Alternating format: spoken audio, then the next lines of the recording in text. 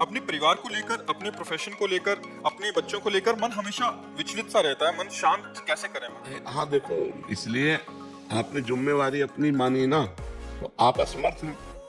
न काल आपके अधीन है, न माया आपके अधीन है, कुछ अधीन तो है नहीं आपके। जब जो होना है वो हो जाएगा, इसलिए आप चिंतित रहते हैं। यदि ये चिंता भगवान को दे दें तो आप निश्चिंत हो जाएंगे।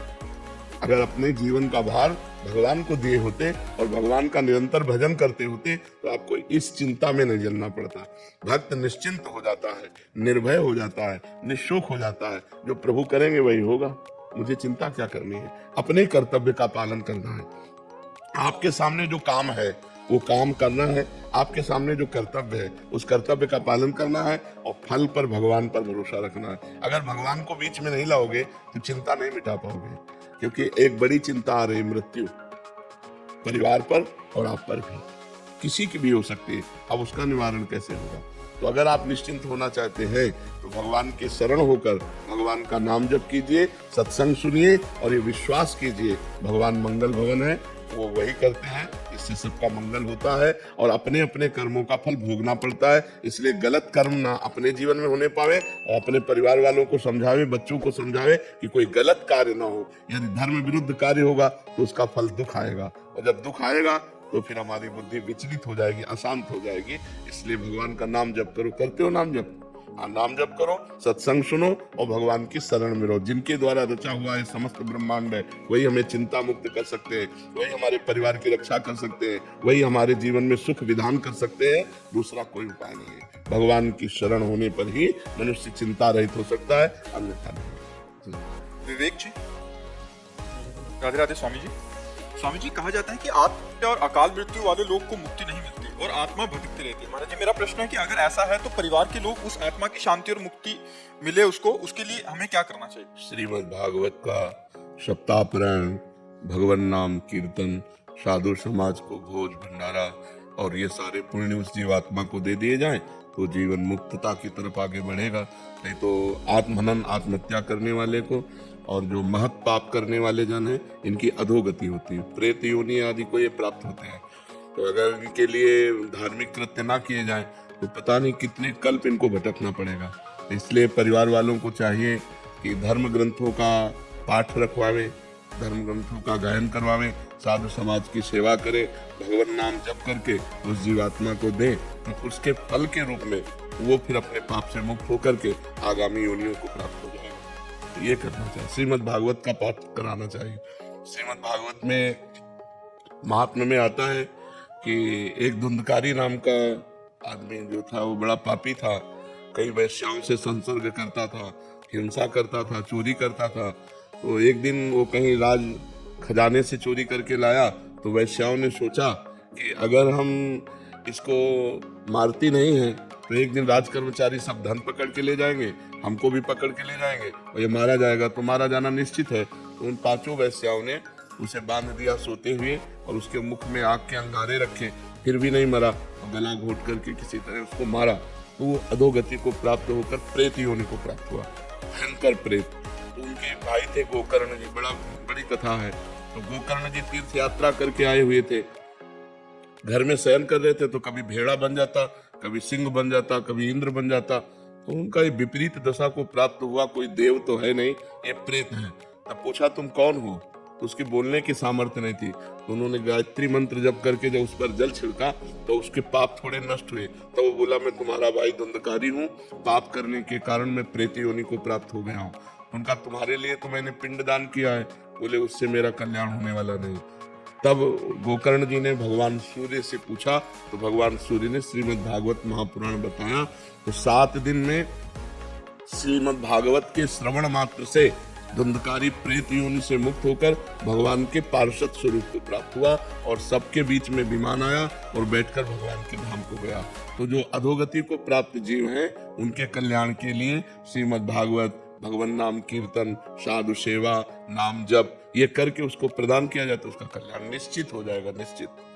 मीत राव जी, श्री हरिवंश महाराज जी, आपके चरणों में कोटि कोटि प्रणाम। महाराज जी, सत्संग में एक बार सुना था कि जो दीन है वही अनन्य है, जो अनन्य है वही दीन है। महाराज जी, दीन का तात्पर्य होता है अहंकार रहित पुरुष। दीन कोई गरीबी को नहीं कहते, जो ये दैन्य शब्द है, अहंकार रहित। भक्तों में बड़ी दीनता देखी जाती है, विनम्रता देखी जाती है, बड़ी शालीनता देखी जाती है, गंभीरता देखी जाती है, वो अहंकार रहित होते हैं। ये अहंकार ही सृष्टि का मूल है, जो हमें अज्ञान में फंसाकर, देह भाव में फंसाकर नाना प्रकार के कर्म करवाता है। संस्कृति मूल शूल प्रद नाना, सकल शोकदायक अभिमाना। ये समस्त दुखों को देने वाला अभिमान, जैसे मैं पुरुष हूँ, मैं धनवान हूँ, मैं विद्वान हूँ, मैं कुलवान हूँ, बहुत प्रकार का अभिमान होता है। ये अभिमान ही दुख देने वाला है। अगर ये अभिमान भगवान की कृपा से नष्ट हो जाए तो उस स्थिति का नाम दैन्य है। यही दरबार दीन को आदर रीति सदा चली आई। दीनता, कोई अभिमान नहीं, अपने को सबसे छोटा समझना। तो ये दीनता भगवान के भजन से, शास्त्र स्वाध्याय से जब ज्ञान प्रकट होता है तब आती है कि सब में वही राम रमा हुआ है, किससे अभिमान करें। यहाँ भी वही है, सब में वही रमा हुआ है, इसलिए वो दैन्य हो जाता है, अहंकार नष्ट हो जाता है। जब हम दूसरे को देखते हैं तब अहंकार आता है, जब अपने इष्ट को देखते हैं तो अहंकार नष्ट हो जाता है। तो इष्टाकार वृत्ति, भगवदाकार वृत्ति, ये ब्रह्माकार वृत्ति, ये भजन से आती है। जितना नाम जप करोगे उतना ही आपके अंदर शुद्ध ज्ञान होगा, और जितना शुद्ध ज्ञान होगा तब उतना अहंकार नष्ट होता चला जाएगा। अहंकार नष्ट हुआ पूरा कि आप जीवन मुक्त हो गए। तो उसी अहंकार की नष्ट स्थिति का नाम दैन्यता है। दैन्यम, दीनता। जो भक्ति में वह दीनता, सबके प्रति प्रिय भाव, मधुर भाव, अपने को सबसे तृणादपि सुनिचेन तरोर्यु सहिष्णुना अमानिना मान देना कीर्तनिया सदारे।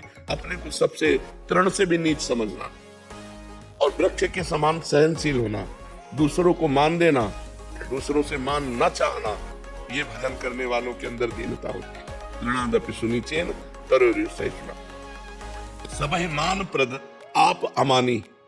सबको मान देते हैं, लेकिन अगर उनको कोई प्रणाम या मान देने लगे तो मैं योग्य नहीं, ऐसा उनके नहीं। सबहि मान प्रद आप मान। ऐसे प्राणी जगत को पावन करने वाले होते हैं, जिनके अंदर ये दीनता आ जाती है कि मैं तो किसी योग्य नहीं, अधम जीव हूँ, सब में मेरा प्रभु विराजमान है। सबसे झुक के रहना, ये दीन भाव भक्तों में देखा गया है। बहुत प्रिय भाव, बहुत मधुर भाव, सबको सम्मान देना, आप अमानी रहना, अहंकार रहित, ये भागवतिक गुण है। दीनता भगवान को बहुत प्रिय। यही दरबार दीन को आदर रीति सदा चली आई। जी दीन प्यारे वेद पुकारे, द्रवहु सो श्री भगवाना। दीन जिसको प्यारे है, तो दीन बनना नाटक करना नहीं। जैसे ये नाटक हो सकता है, जब सामने से कोई कहे, अपने को लगे कि हाँ मैं ऐसा है, मैं ऐसा हूँ प्रभु, आप जैसा करेंगे, अपने को गुस्सा ना आए तो समझो कि हमारे अंदर दैन्यता जागृत हो। क्योंकि अहंकार रहित पुरुष को फिर क्रोध नहीं आता। क्रोध तब आता है जब अहंकार होता है, अपने में बल का आवेश होता है तब आता है। या फिर भगवान प्रेरित करे दुष्टों के विनाश के लिए तो फिर आता है। तो पर वो दैन्य भक्त सदैव अपने स्वभाव में दैन्य ही रहता है। शुभम शर्मा जी, ग्वालियर से। राधे राधे महाराज जी। महाराज जी, क्या देह त्यागना भी प्रारब्ध हो सकता है? अर्थात भागवतिक ऊर्जा से भूल चूक में प्राप्त की बुद्धि एवं अहम को भी नष्ट करना प्रारब्ध हो सकता है? देह त्याग का मतलब अहम को खत्म करना है। आम को खत्म करना, देह त्याग थोड़ी करना है। तो आपका क्या लक्ष्य है कहना? जो जिन चीजों को समझा है भागवतिक ऊर्जा से, जो नहीं समझना चाहिए था, उसे नष्ट करना। क्या समझना है और क्या भागवतिक ऊर्जा से समझा जो नहीं समझना चाहिए? तो बोलिए, बताइए। जैसे किसी सिद्धि की प्राप्ति के रास्ते पर निकल जाना। अरे भगवान की भगवत ऊर्जा से जो स्थिति होती है वो जगत मंगल के लिए होती है। वो अपना मंगल और दूसरों का मंगल करती है। उसे नष्ट करने की सामर्थ्य तुम्हारे में कहाँ गई? क्या ये प्रारब्ध हो सकता है कि अब जो इस शरीर में जो मैंने चीजों को समझ लिया है? क्या समझा है मुझे भी तो बताओगे? कृपा करके 4 लोग और सुनेंगे कि आपने क्या समझा है। जैसे महाराज जी, सब कुछ लीला है, कि कुछ भी लीला के परी नहीं है। हाँ। जो मैं हूँ वही यहाँ पे है। तो मैं जब दुख दे रहा हूँ या मुझे दुख मिल रहा है, नहीं, दुख मिल किसको रहा है? जब इतनी ऊंची बात कर रहे तो दुख की संज्ञा किसको है? आत्मा तो नैनम चिन्नन्ति शस्त्राणि नैनम दाति पावका न चैनम क्लेदेन त्यापो न शोष्यति मारुता। अग्नेयास्त्र में सामर्थ्य नहीं कि जला सके, वायुआस्त्र में सामर्थ्य नहीं कि उड़ा सके, वरुणास्त्र में सामर्थ्य नहीं कि उसे भिगो सके। तो दुख कैसे स्पर्श कर सकता है? दुख है क्या भ्रम? किसको? किसी को दुख नहीं है। दुख भ्रमात्मक पुरुष को होता है। जब ये ज्ञान हो गया कि जो मैं हूं वही तुम हो, वही सारा जगत है, तो फिर दुख कहाँ है? विचार करके देखो, कहाँ दुख है? आप कहते हो मैं उस विचार को नष्ट कर दूं, किसको? कौन सी स्थिति है? लेकिन उसके रास्ते में जैसे आप बताते हैं कि जब भगवत प्राप्ति के रास्ते पर जब चलते हैं तो संसार के जब ये अनुभव, सुनो, अभी तुम बच्चा हो, जब ये अनुभव हो जाएगा कि जो मैं हूं वही तुम हो, वही सारा जगत है, जड़ चैतन्य सब कुछ भगवत स्वरूप है, अब रास्ता कहाँ रह गया? वो तो पहुंचा हुआ पुरुष है। लेकिन उसके बाद अगर कोई अगर लेकिन लगता है, देखो लेकिन लगता है तो बच्चा केवल तुम बुद्धि से बात कर रहे हो, स्थिति पाई भर की नहीं है। स्थिति के अंतर्गत जब बात आती है तब ये नहीं होता है। अभी उस स्थिति को प्राप्त करने की चेष्टा की जाए तो भी बात की जाए। उस स्थिति को प्राप्त करने की चेष्टा करना चाहते हो क्या? तुम तो नष्ट करने की बात करते हो। वैसे नाम जप करो, भगवान का नाम जप करो और गंदी बातों से बचो। हमारी प्रार्थना, गंदे आचरण जो होते हैं उनका त्याग करो और भगवान का नाम जप करो, सब ठीक हो जाएगा, सब ठीक हो जाएगा। नाम जप में बहुत सारा, नाम जप में जो बैठ गया वो सब जीत गया। कोई ऐसा प्रारब्ध हो सकता है जो नाम जप से और ध्यान से ना कटे, तो उसके लिए कुछ और चीजें की जाए? तो ऐसा प्रारब्ध नहीं होता कोई भी, इतना नाम जप कर जाए हर प्रारब्ध नष्ट हो जाएगा, हर प्रारब्ध नष्ट हो जाएगा। ऐसे हम तुम्हारे सामने बैठे, हमारी दोनों किडनी फेल है, थोड़ी देर बाद अभी डायलिसिस में जाएंगे। प्रारब्ध है, हम नष्ट करना नहीं चाहते, हम उसे भोगना चाहते हैं, अपने भजन से भगवान की प्राप्ति करना चाहते हैं। हमें प्रभु के विधान को देखना है, हमें अपने जप तप के द्वारा प्रभु के विधान को थोड़ी बदलना है, उसी विधान को यदि अच्छा लाभ संतुष्ट हो, जैसी परिस्थिति भगवान दे रहे हैं उसमें मैं संतुष्ट हूँ। काहू सो कछु न चाहूंगा, न भगवान से न किसी जीव से। और जो बाधाएं आती हैं वो भजन के द्वारा इतना ज्ञान होता है कि उनका निवारण भी होता है। जो बाधाओं में फंसता कौन है? अज्ञानी। अगर भजन करोगे तो इतना ज्ञान आएगा। पहले भजन तो करो डट के, तो अपने आप तुम्हारे अंदर शुद्ध ज्ञान आ जाएगा, ये तर्क वितर्क शांत हो जाएगा और ठीक रास्ता अपने आप प्रकाशित हो जाएगा। नाम बहुत बड़ी सामर्थ्य है बच्चा, नाम में भगवान को अधीन करने की सामर्थ्य है। सुमी पवन सुत पावन नामू अपने बस करी राखे रामू, भगवान को भी अधीन कर ले, ऐसे नाम में जप में महिमा। तो प्रारब्ध क्या चीज है? प्रारब्ध पूर्व का किया हुआ पाप कर्म या पुण्य कर्म, प्रारब्ध वही बनता है आकर। प्रारब्ध कोई देवता थोड़ी, हमारा किया हुआ पीछे का कर्म ही प्रारब्ध बनता है आकर के। अगर हम नवीन कर्म भजन डट के करेंगे तो प्रारब्ध को परास्त कर देंगे पीछे वाले को। अब यह है कि पीछे वाला है 500 ग्राम, आपका भजन है 50 ग्राम, तो कुछ होने वाला नहीं। आपका भजन जब 500 से ऊपर चले तब वो दबेगा जा करके। तो प्रारब्ध के अनुसार जब भजन उस कोटि का हो तो प्रारब्ध नष्ट हो जाएगा। अपने लोगों को भजन चुन्न पुण्य है, प्रारब्ध पहाड़ की तरह वो दबाए डाल रहा है। तो माला चलाते हुए भी उसको कष्ट हो रहा है, वो चिंता हो रही है, उसको शोक हो रहा है, क्योंकि प्रारब्ध बहुत प्रबल है। तभी तो कहते बहुत होश में रहना चाहिए। हम अनजाने में बहुत से पाप कर लेते हैं। अरे जो मुर्गा मुर्गी मछली बकरा बकरी ये सब खा रहे हैं, ये पाप नहीं है क्या? उस जीव के हित। अब वो जब आएगा तब आप सुधर चुके होगे, माना आप सुधर गए कि हमने सब छोड़ दिया, लेकिन पीछे जो किया है वो पीछा थोड़ी छोड़ेगा, वो आपको गिराने की कोशिश करेगा। तो डट के भजन करो तो वो तुम्हें नहीं गिरा पाएगा। भजन के द्वारा ये सब बात मिलेगी बच्चा। भजन नहीं तो कुछ नहीं। ये ज्ञान विज्ञान माया के आगे काम नहीं करता। शिव विरंच का मोह है वो है बपुराण, अस जिये जान भजी मायापति भगवान। राम राम राम, राधा राधा, कृष्ण कृष्ण, हरि हरि। जो नाम प्रिय हो खूब नाम जप करो, इसी से मंगल हो जाएगा, इसी से दिमाग भी ठीक हो जाएगा और रास्ता भी आपको दिखाई देने लगेगा। ठीक है? मनीष जी मिर्जापुर से। हरिवंश। श्री हरिवंश महाराज जी, आपके चरणों में दंडवत प्रणाम। महाराज जी, मनोवृत्ति क्या है? भजन और मनोवृत्ति में क्या संबंध है? मन एक अंतःकरण है, इसमें 4 हिस्से हैं। जब वही निश्चयात्मक होता है तो बुद्धि हो जाती है, जब वही संकल्प विकल्प करता है तो मन बन जाता है, जब वो चिंतन करता है तो चित्त बन जाता है, जब वो क्रिया को स्वीकृति करते हैं तो अहंकार बन जाता है। मन बुद्धि चित्त अहंकार अंतःकरण है।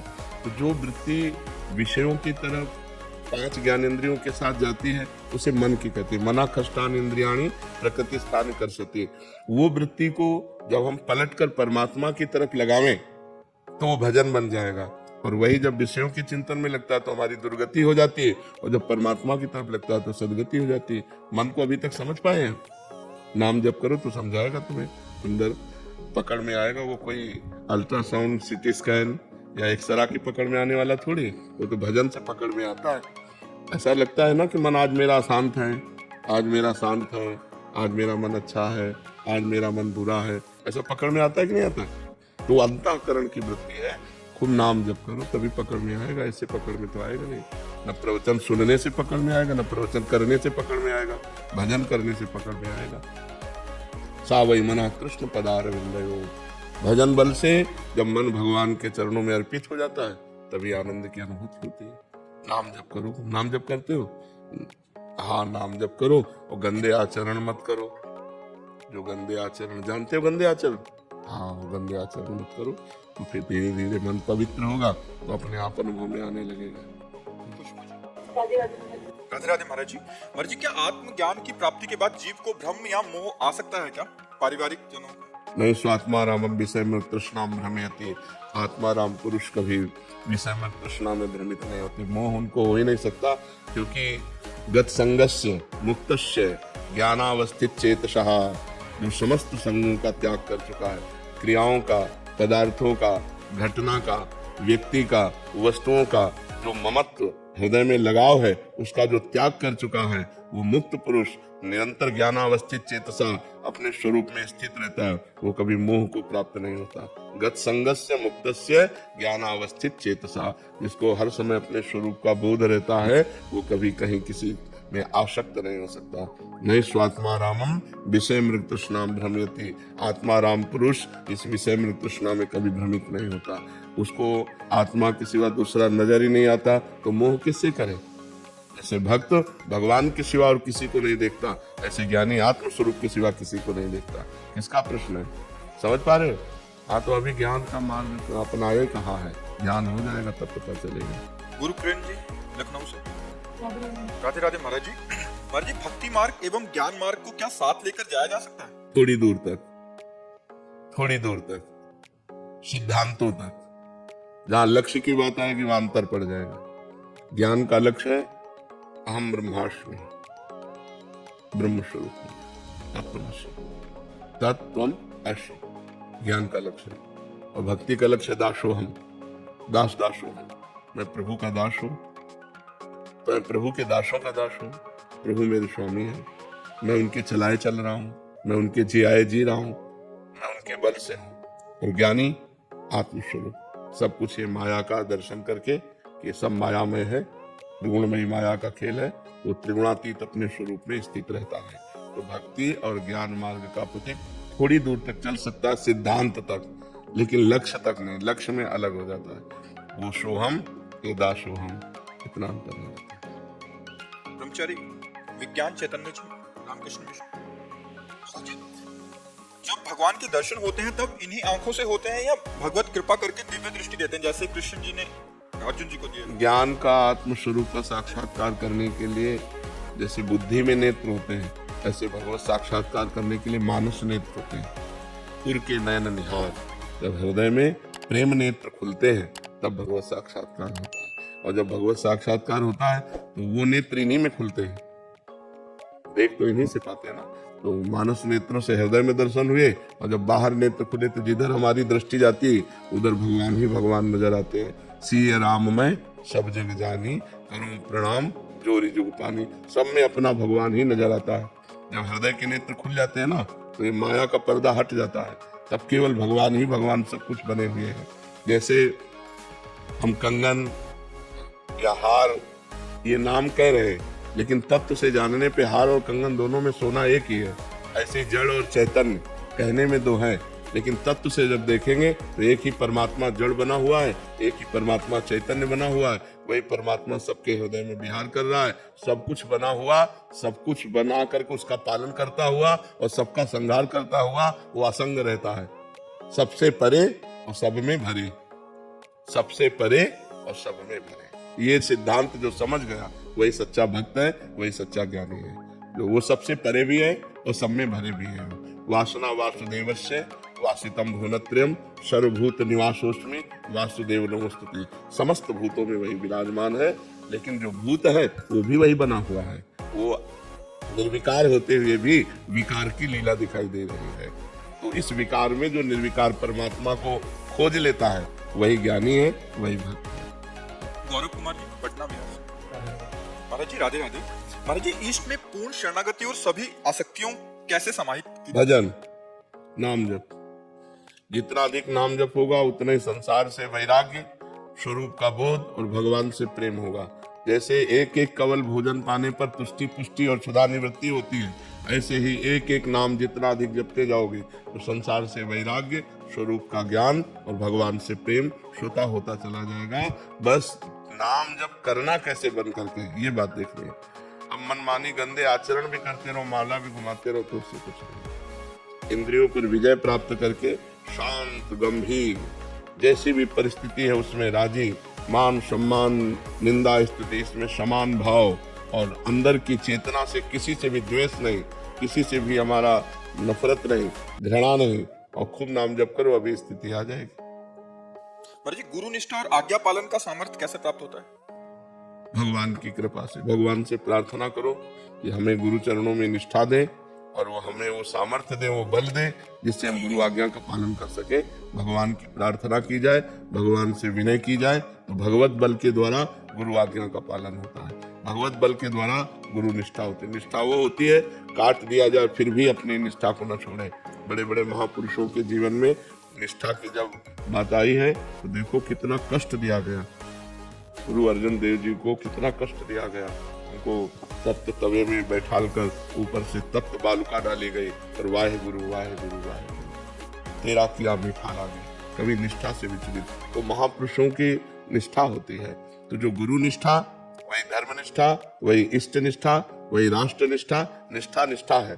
जहाँ निष्ठा जागृत हो गई, गुरु गोविंद सिंह देव के दोनों पुत्रों को दीवाल में चुनाया जा रहा है, न वो न गुरु गोविंद सिंह विचलित नहीं हुए। भला जिनके लाडलों को चुनवाया जा रहा हो उनकी हालत क्या होगी, लेकिन नहीं, निष्ठा। सारी कर्तव्य परायणता अपने पुत्र परिवार के लिए ही तो होती है, अपने जीवन के लिए होती है। जहाँ निष्ठा का शब्द आता है वहाँ जीवन नष्ट कर दिया जाए, परिवार नष्ट कर दिया जाए, और वो निष्ठा को नष्ट नहीं होने देते। ये निष्ठा भगवान से प्राप्त होती है। भगवान से प्रार्थना करें वो हमें गुरुनिष्ठ इष्ट निष्ठ बनावे और हम उनकी आज्ञा का पालन कर पाए। सतपाल जी कुरुक्षेत्र से। राधे राधे महाराज जी। महाराज जी, जब मनुष्य जन्म लेता है तो उस पर 3 ऋण होते हैं, पितृ ऋण, देव ऋण, ऋषि ऋण। महाराज जी, कैसे उतारे जाएं और इसका फल भगवान को देना चाहिए और कैसे देना चाहिए? एकादश स्कंद में भागवत में लिखा हुआ है कि जो भगवान श्री कृष्ण चंद्र जी का निरंतर भजन करते हैं और जो समस्त द्वंद्वों से मुक्त हो जाते हैं, वो समस्त ऋणों से अपने आप मुक्त हो जाते हैं। अलग अलग कोई ऋण मुक्त करने की जरूरत नहीं है। भगवान का भजन करते हुए अपने कर्तव्य का पालन करो। जैसे तुम्हारे माता पिता हैं तो माता पिता की सेवा करो तो मातृ पितृ ऋण से ऋण हो जाओगे। शास्त्र स्वाध्याय करते हुए शास्त्र के अनुसार आचरण करो, ऋषि ऋण से ऋण हो जाओगे। और समस्त चराचर जगत को भगवान मान करके सेवा करो, सब ऋणों से मुक्त हो जाओगे। भगवान का भजन समस्त ऋणों से मुक्त कर देता है। यदि भगवान का भजन न करो तो एक ऋण हमारे अंदर और है, भगवत ऋण। हम भगवान से वादा करके आए हैं गर्भ में कि इस बार मुझे जन्म दे दो, मैं ऐसा भजन करूंगा कि दोबारा फिर माँ के गर्भ में ना आना पड़े। ये किसी ऋण से नहीं, चुकाने से नहीं होगा, ये केवल भजन से होगा। जब भजन करो तो सब ऋण मुक्त हो जाओगे और जीवन मुक्त भी हो जाओगे। भजन नहीं करोगे तो इतनी क्षमता ही नहीं है कि इन ऋणों से मुक्त हो सके। तो मातृ ऋण, पितृ ऋण, ऋषि ऋण, देव ऋण, गुरु ऋण, इष्ट ऋण, सब ऋणों से मुक्त होने का एक मार्ग है। भगवान की शरण लेकर भगवान का नाम जप करो, शास्त्र स्वाध्याय करो, संत वाणी गुरु वाणी के अनुसार चलो, जीवन सार्थक हो जाएगा। अभिनय त्यागी जी। राधे राधे महाराज जी। महाराज जी, जैसे आप कहते हैं कि गुरु प्रकट रूप में होना चाहिए, साधारण नाम लेने में और गुरु प्रदत्त नाम लेने में फर्क होता है। महाराज जी, आपके श्रीमुख से सुना है कि जैसे कि एक हमारी सामने से गुरु की दृष्टि पढ़ना और एक सुन के पढ़ना, तो महाराज जी जो व्यक्ति आपके आना आपके सामने संभव नहीं है उसको वो अपने गुरु रूप में स्वीकार कर लिया, तो उस आप कैसे शिष्य या वो कैसे? आज्ञा पालन करना ही गुरु को स्वीकार करना है। जो सत्संग सुना जा रहा है यदि उसका हम आचरण करें तो हमारे अंदर गुरु भक्ति सुदृढ़ हो जाएगी। लेकिन हम बिना दर्शन के, बिना मिले, बिना संग के हम कैसे उस उन्नति को प्राप्त हो सकते हैं? एक बार हमें गुरु चरणों में समर्पित होना चाहिए, एक बार हमें गुरु संग करना चाहिए। बिना संग भजन न होई संग बिन, और भजन बिना नहीं प्रेम, छिन्हु भजन छाड़िए धरिए अध्रोनेम, ऐसे बात नहीं बनती। गाइड को साथ लेके चला जाता है। अगर आपको यहाँ कहीं वृंदावन में दर्शन करने हैं तो गाइड करना होगा, और गाइड करने वाले को साथ लेके और उसकी आज्ञा के अनुसार चलना होगा। ये गली नहीं, इधर से चलिए, इधर से चलिए। ऐसे ही गुरु का संग तब जाकर के चढ़ता है प्रेम का रंग। अब केवल मान लिया आपने और गुरु की नहीं मानी तो गुरु के मानने से बात नहीं चलेगी, गुरु की मानने से चलेगी। गुरु की वाणी मानो, बस की बात बन जाएगी। तो गुरु का दर्शन, गुरु का संग और गुरु की आज्ञा का पालन, यही भगवत प्राप्ति कराते हैं। बिना प्रगट गुरु की कैसे बात बन सकती है? हमें डांटेगा कौन? हमारा निरीक्षण परीक्षण कौन करेगा? गुरुदेव। तो हमें गुरु का संग अत्यंत आवश्यक है प्रगट में। प्रगट में बिना गुरु के रंग नहीं चढ़ता। चाहे करके देख लो, कोई करके देख लो। पर जी जैसे आपके हजारों शिष्य हमारे जी, तो प्रगट में हमारे जी हर एक को आपका संग तो हाँ, तो प्रगट में दर्शन करना। महीना हम कहते हैं महीने 2 महीने 4 महीने में आओ, इसके बाद मोबाइल से सत्संग सुनते रहो, आज्ञा का पालन करो, कनेक्शन बनाए रखो। अगर कनेक्शन बनाए न रखे तो केवल मानने मात्र से थोड़ी बात हो जाए। अंदर जो जलन होती है हमारी जी, वो भी डांट ही होती है। और क्या, गुरुदेव का अगर आप पूर्ण रूप से अनुशासन स्वीकार करेंगे तो थोड़ी भी गलती आपके हृदय को जलाएगी, आपका सुधार करेगी, आपको गलतियों से बचा करके सतमार्ग में चलाएगी। तो गुरु का सानिध्य तो अत्यंत आवश्यक है। गुरु के दरबार में जाना, मत्था टेकना, उनके चरणों में बैठना, उनकी चरण रज लगाना, इसी से तो हमें सामर्थ्य आएगी उनकी आज्ञा का पालन करने की। अगर हम उनका संग न करें तो मनमानी आचरणों, हवा इतनी गंदी चल रही माया की कि आप देखो, इधर से निकलो, बाहर देखो उसका क्या रंग चढ़ता है। अब यहाँ आके बैठे हो तो यहाँ का क्या रंग चढ़ता है, आप देखो यहाँ कैसा आपको अनुभव हो रहा है और बाहर कैसा अनुभव हो रहा है। तो मोबाइल भी चार्ज करना पड़ता है, रिचार्ज करना पड़ता है। तो ऐसे महीना 2 महीना में अपने को चार्ज करते रहो, किसका प्रश्न है? हाँ, गुरुदेव के दर्शन करना, इससे हम चार्ज होते हैं, हमारे अंदर पावर आता है। ऐसा थोड़ी मोबाइल से और प्रगट से अंतर है। मोबाइल से पावर थोड़ी आएगा, मोबाइल से तो जो तुम पकड़ पाओ सो पकड़ पाओ, और यहाँ तुमको पकड़ाया जाएगा, यहाँ तुम्हारे अंदर पावर जाएगा। दर्शन, स्पर्श, संभाषण, वो परमाणु प्राप्त होते हैं। इसलिए प्रगट में गुरु के सानिध्य की विशेष आवश्यकता है। अंशुल त्यागी जी, राधे महाराज जी। महाराज जी, मेरा सवाल है कि कई बार इंसान की जिंदगी में अचानक बहुत सारी जिम्मेदारियां आ जाती हैं, जिसके चलते सब भूलकर बस पैसा कमाना, परिवार चलाने में लग जाता है। ऐसे में अब उस व्यक्ति को कैसे भगवत प्राप्ति होगी और कैसे वो इस मार्ग पे आगे बढ़ सकता है? परिवार के सदस्यों को भगवान का स्वरूप समझो, उसमें भगवान है ना। बिना भगवान के कोई एक कदम भी नहीं चल सकता। भगवान पावर है, जैसे आपके अंदर है ना, तो आपका जो ढांचा है ये आप नहीं है, मनुष्य शरीर रूपी ढांचा आप नहीं है। इसमें परमात्मा का पावर जो है वही चलन फिलन डुलन हलन, अगर वो ना हो तो इसका बड़ा अनादर किया जाता है। शरीर को गाड़ दिया जाता है, फेंक दिया जाता है, जला दिया जाता है, नहीं कर दिया जाता। तो परिवार में जो हमारी पत्नी है, जो हमारे पुत्र हैं, जो हमारी बेटी है, जो हमारे परिवार के जन है, वो हमारे भगवान उनमें विराजमान है। नाथ सकल संपदा तुम्हारी, मैं सेवक समेत सुतनारी। और उनकी सेवा के लिए, जैसे हम मंदिर में भगवान की सेवा करते हैं, ऐसे तुम पत्नी में, पुत्र में, माता पिता में, बेटी में, परिवार में भगवान की भावना करो और खूब मेहनत से धन कमाने की चेष्टा करो। प्रारब्ध के अनुसार धन आता है, अपनी चेष्टा के अनुसार नहीं आता। कोई बहुत मेहनत करते हैं, बहुत थोड़ा लाभ होता है। कोई बहुत कम मेहनत करते हैं, बहुत लाभ होता है। कोई बहुत कम दिमाग के होते हैं लेकिन करोड़ों पर खेलते हैं। कोई बहुत दिमाग वाले होते हैं लेकिन खाने को भी नहीं होता। इसमें पूर्व का प्रारब्ध काम करता है। तो नाम जप तो कर सकते हैं ना, राधा राधा रटते हुए, अंदर राधा राधा जपते हुए हम कोई भी कार्य करें, और जो कार्य करें वो भगवान को समर्पित कर दें, और जिनके लिए कार्य कर रहे हैं वो सब भगवान के ही स्वरूप है, ऐसा माने तो गृहस्थी में रहते हुए भगवत प्राप्ति हो जाए। है कठिन है ना, सबको भगवान मानना कठिन है नहीं, और भगवान है मानना क्या, सब में भगवान है। पावर तो वही है, उनके बिना कोई एक कदम नहीं चल सकता, एक पलक नहीं झपक सकती, वही तो विराजमान है। देखो ना, नाचते नाचते लोग मर जाते हैं, भगवान अंतर्ध्यान हो गए तो धनंग गया शरीर। अभी नाच रहा था, अभी धनंग गया। तो हमें विचार करना है कि सब में भगवान विराजमान है। मेरे परिवार के रूप में मेरे भगवान है, और मैं भगवान के लिए धन कमा रहा हूँ। और जो धन कमा रहे हैं उस समय क्रिया करते समय राधा राधा बीच में स्मरण करते जाओ, तो अपनी कर्म को करते हुए जो नाम स्मरण करता है और कर्म को भगवान को समर्पित कर देता है, वो भगवान को ही प्राप्त होता है। इतना तो करना पड़ेगा, और बुराई छोड़नी पड़ेगी। पराई माता बहनों की तरफ गंदी दृष्टि, शराब पीना, मांस खाना, जुआ खेलना, हिंसा करना, बेविचार, ये सब छोड़ना होगा। तब भाई भगवत प्राप्ति करने के लिए तो ये छोड़ना होगा ना। गंदी बातों को छोड़ दो, भगवान का नाम जपते हुए कर्म करो, और परिवार में श्री भगवान को देखो, मुक्त हो जाओ। बिटिया महाराज 2 साल की, उसको राधा आपको दिखा दिखा के राधा जब करती है। हाँ, तो हमारी बात समझ में आ गई ना। रमन पोपली जी, ग्वालियर से। राधे राधे। राधे राधे महाराज जी। महाराज जी, क्या भजन सुनना और गुनगुनाना भी नाम जप के अंतर्गत आता है? हाँ, आएगा। और फल बराबर मिलेगा? हाँ, अगर वो भगवान नाम से युक्त भजन है, भगवान नाम संयुक्त अब इधर उधर की बातें तो नहीं है, जिसमें भगवान की महिमा है और भगवान के नाम जप है, अगर वो गुनगुना रहे तो भगवान नाम कीर्तन ही माना जाएगा। कीर्तन और जप का एक ही फल होता है। भाई गाड़ी चलाते में या बैठ में काम करते में उसको हम सुनते रहते हैं गुनगुनाते हुए। बिल्कुल, हाँ बिल्कुल ठीक ही है। महाराज जी कह रहे हैं कि पेशे से एक पत्रकार हैं। महाराज जी जिन खबरों में इनको काम मिलता है उनमें भ्रष्टाचार, चोरी जैसे कई चीजों को उजागर करना पड़ता है। इन बातों को तथ्यों के साथ उजागर करता हूँ। कई बार कार्रवाई हो जाती है लोगों पे जिनके खिलाफ किया होता है, वो सस्पेंड हो जाते हैं, जेल हो जाते हैं। जब कार्रवाई होती है तो लोग मेरे को कोसते हैं, गाली देते हैं। ऐसे में मेरे जीवन और परिवार में कोई अंतर नहीं आने वाला। काम करता रहूं या हाँ, काम करते रहना चाहिए और बिल्कुल कठोर रहना चाहिए। हाँ, ये जरूर है कि अपनी किसी वासनावश किसी को नीचा दिखाना वो आपके लिए हानिकारक हो जाएगा। अगर वो नीचा आचरण करता है तो आप उसको प्रकाशित करके उसको दंड दिलाते हैं तो इसमें आपको कोई परेशानी नहीं। लेकिन आप किसी लोभवश या ईर्ष्यावश किसी को नीचा दिखा दें तो फिर वो आपको अपराध बन जाता है। महाराज जी कहीं मुझे लगता है कि लोग गलत कर रहे हैं, कुछ लोगों गरीबों को लूटा, उसका मैंने खुलासा किया तो उन लोगों को जेल तक हुई है। हाँ बिल्कुल ठीक है, बिल्कुल ठीक है, होना चाहिए, बिल्कुल ठीक। उसमें तुम्हें कोई अपराध नहीं लगेगा, उसमें कोई अपराध नहीं लगेगा। जो नीच प्रवृत्ति के नीच आचरण कर रहे हैं उनको उजागर करना तो आपका कर्तव्य। अपने अपने कर्तव्य पालन में डटा रहे, इसमें कोई बात नहीं, इसमें कोई दोष नहीं।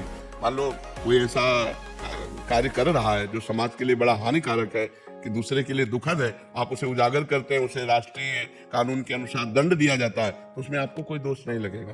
आपको कोई दोष, आप अपने कर्तव्य का, पत्रकार होने का जो है कार्य निर्वाह कर रहे हैं, उसमें कोई। लेकिन घूस लेकर, पैसा लेकर या किसी भय, प्रलोभन, ईर्ष्या आदि के बस ये न करें। हाँ, मतलब झूठ खबर न छापे, सत्य बात जो आपने कहा तथ्य के सहित उजागर करके फिर उसे दंड मिलता है तो आपको कोई अपराध नहीं है उसमें। वासुदेव शर्मा जी गाजियाबाद से। राधे राधे। राधे राधे महाराज जी। महाराज जी राधा रानी की कृपा से सब अच्छा चल रहा है। घर में बच्चा खाना जूठा छोड़ देता है तो मेरी धर्मपत्नी उस भोजन को बाहर रख देती है ताकि अन्य पशु जीव जंतु से खा लें। क्या ये करना गलत है या नहीं, कोई गलत नहीं है। नहीं, वो अधिकारी है, वो जीव इस बात के अधिकारी है। जैसे जो अपने से बच के बाहर किया तो जैसे श्वान आदि है, कुत्ता आदि है, जो पशु पाले तो उसमें कोई बात नहीं।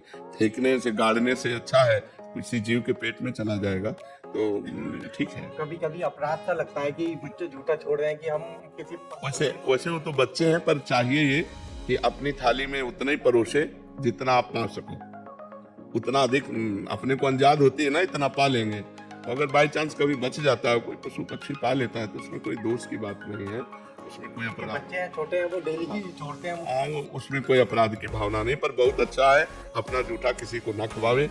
अपने को लगता है ज्यादा है तो पहले निकाल कर रख दे, फिर पशु पक्षियों को दे दे। लेकिन अगर ऐसा हो जाता है, बच जाता है और आप बाहर रख देते हो, कोई पशु अपनी भूख मिटा लेता है, उसमें कोई अपराध की बात नहीं, अपराध नहीं। संजीव शर्मा जी दिल्ली से। राधे राधे।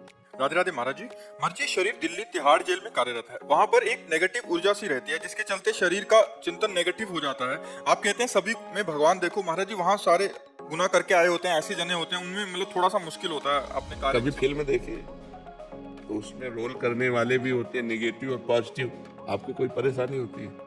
आप पैसा दे करके फिल्म देखने जाते हैं तो उसमें नकारात्मक और सकारात्मक दो रोल होते हैं, तभी मजा आता है। नहीं, अगर केवल सकारात्मक हो तो मजा नहीं आएगा, अगर केवल नकारात्मक हो, निगेटिव हो तो मजा नहीं आएगा। हीरो भी होना चाहिए और खलनायक भी होना चाहिए। नहीं, लेकिन खलनायक जो बनता है वो खलनायक होता नहीं है, वो केवल अभिनय करता है। ऐसे ही अच्छाई और बुराई ये मायाकृत है, लेकिन दोनों को करने वाला पावर वो भगवान है। उनमें पावर को देखो, उनकी अच्छाई बुराई को मत देखो। अच्छाई बुराई को देखोगे तो भगवान नहीं देख पाओगे, और भगवान को देखोगे तो अच्छाई बुराई नहीं दिखाई देगी। पर वो कभी उनको ना कंट्रोल करने में अपने मन से गलत या मुझसे गलत नहीं, आप समझो, अब ये आपकी सेवा है। जैसे ये विचार करना है, जैसे मानो आपकी सेवा है और आपको कंट्रोल करने के लिए 10-20 डंडे लगाने पड़ रहे हैं, तो आपको ये कहना कि भगवान आप रोल कर रहे हो ऐसा, तो हमको भी तो स्वांग मिला है, रोल है अपना। देखो हम तुम तो कितने बड़े भक्त हैं पता नहीं, लेकिन भीष्म जी महान भक्त है ना, और भगवान के विपक्ष में अर्जुन श्री कृष्ण पांडवों का पक्ष, और भीष्म जी दुर्योधन के पक्ष में, तो बाण तान तान के मार रहे भगवान ने। जब रोल मिला है योद्धा का और विपक्ष में आप हो तो तान तान के भगवान के भी बाण मार रहे, और महान भक्त है।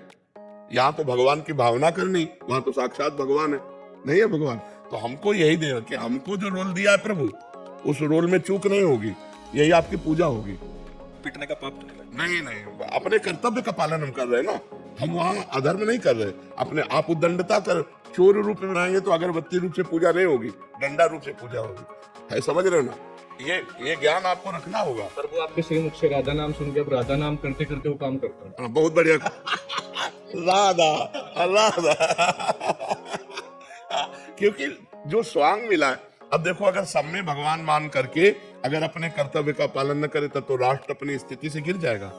जो अधर्म आचरण करने वाले हैं उनको फिर शासन में कैसे लिया जा सकता है? तो हमारा मतलब पावर से है, आचरण से नहीं है। सब में पावर वही है, पावर देखते हुए आचरण के अनुसार कर्तव्य का कर्म करना। अब जैसे दो आदमी हैं, एक उन्नतिशील है वो सम्मान योग्य है, एक अवनतिशील अवनति के कारण का बन रहे वो अपमान योग्य है। मान और अपमान दोनों के साथ व्यवहार करते हुए भी हमें ये विचार रहेगा कि भगवान दोनों में है। और व्यवहार तो एक जैसा हो ही नहीं सकता, व्यवहार एक जैसा कभी नहीं हो सकता। जैसे पत्नी में भी भगवान, पुत्री में भी भगवान, बहन में भी भगवान, माँ में भी भगवान, चार स्त्री स्वरूपों में भगवान एक ही है। तो व्यवहार जमीन आसमान का अंतर है, व्यवहार में अंतर है ना। और जो व्यवहार एक जैसा कर दे वो मूर्ख माना जाएगा, वो पापी माना जाएगा। व्यवहार एक जैसा हो ही नहीं सकता।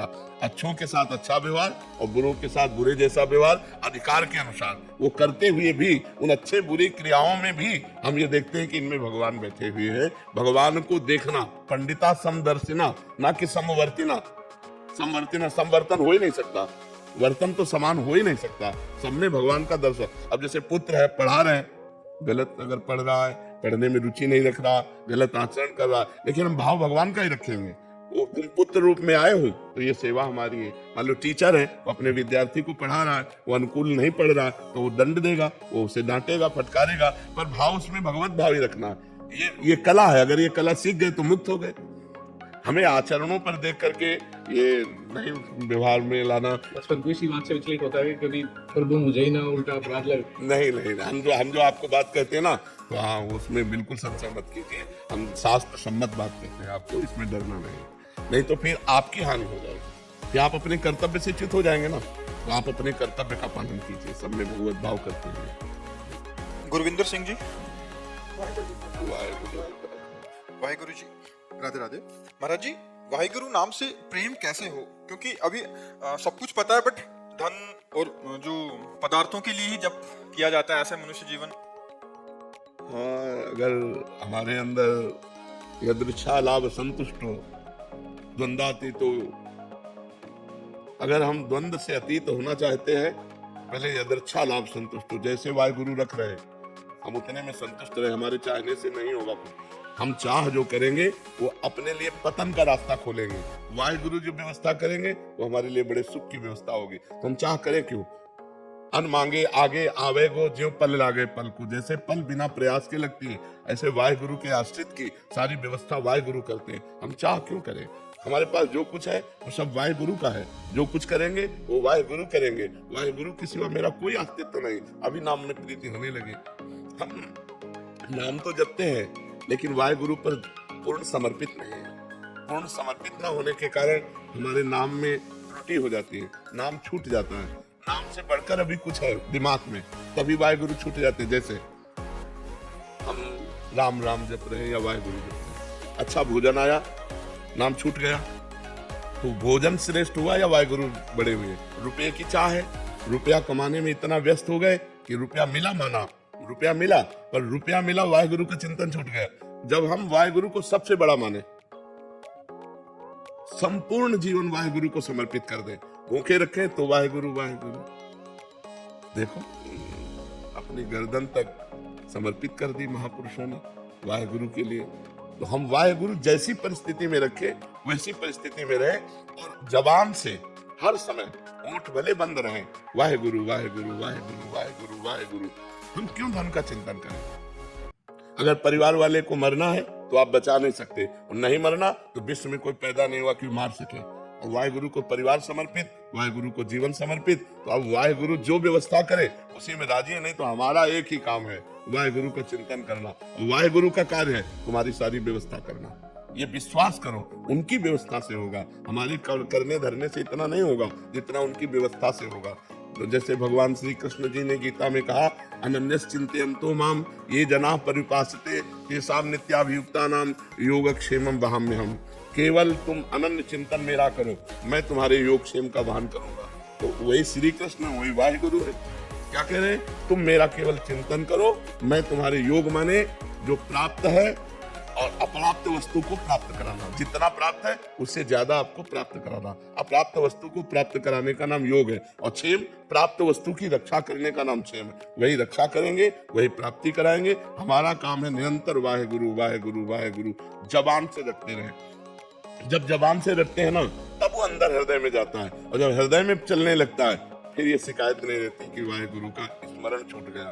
वो तो जीवन बन जाते हैं। जैसे दिल की धड़कन स्वयं होती है, ऐसे वाहेगुरु का चिंतन स्वयं होता है। इसलिए सब कुछ वाहेगुरु का है, सब कुछ वाहेगुरु के विधान से होगा, और मेरा केवल एक ही कर्तव्य है, निरंतर वाहेगुरु के आश्रित होकर वाहेगुरु का चिंतन करना, वाहेगुरु का नाम जप करना। पर जी आप कह रहे हैं कि आपके गुरु भाई हैं और आपके बहुत प्रेमी हैं। एक भाई निशान सिंह जी हैं, उनका एक वो था कि जब वो गुरु ग्रंथ साहिब जी की हुजूरी करते हैं और जब वाणी जी का पाठ करते हैं और शब्द आदि का, तो किसी एक शब्द में या किसी एक पंक्ति में चित्त लग जाता है बहुत और उसमें सुंदर। डूब जाता है। बहुत तो सुंदर। फिर पाठ की जो एक नियमित समय सीमा होती है हमारी, जो उसमें पूरा नहीं हो पाता, हाँ। तो कैसे किया जाए? वैसे श्रेष्ठ स्थिति यही है, एक पंक्ति में या एक शब्द में आप डूब गए तो पाठ पूरा हो गया, सही माने में पाठ पूरा हो गया। हाँ, नियम में पूर्ति में कि इतना रोज होना चाहिए, वो तो बात नहीं पूरी होगी, लेकिन वास्तविक पाठ पूरा हो गया। क्योंकि अगर एक शब्द में एक पंक्ति के चिंतन में हम डूब गए, यही वाणी जी के पाठ करने का फल है। गुरुवाणी जी के पाठ करने का फल है कि गुरुवाणी के शब्द में डूब जाए, और डूब करके जैसा गुरुवाणी कह रही वैसा हम चलने लगे। यही बात है कि आगे हमको पढ़ने की सामर्थ्य न रह जाए और हम उसी बात में डूब जाए, उसी शब्द में डूब जाए। यही गुरुवाणी की पाठ का फल है। तो चिंता न करें, ये कोई ऐसी बात नहीं है कि हमको अपने डूबने से हट करके और पाठ करना